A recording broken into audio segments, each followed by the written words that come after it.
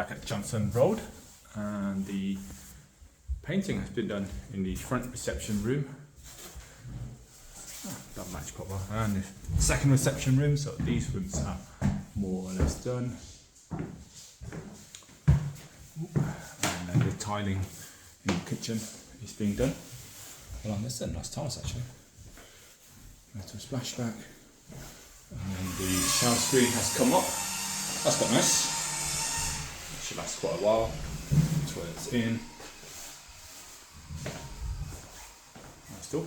So the oak brown chrome sockets, white walls, grey carpets, pretty standard, but enough to be interesting.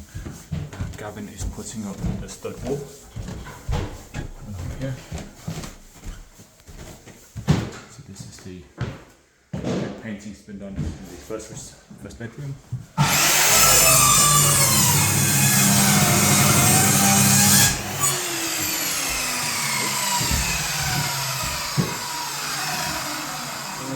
And this is third bedroom. That's all done. All painted as well.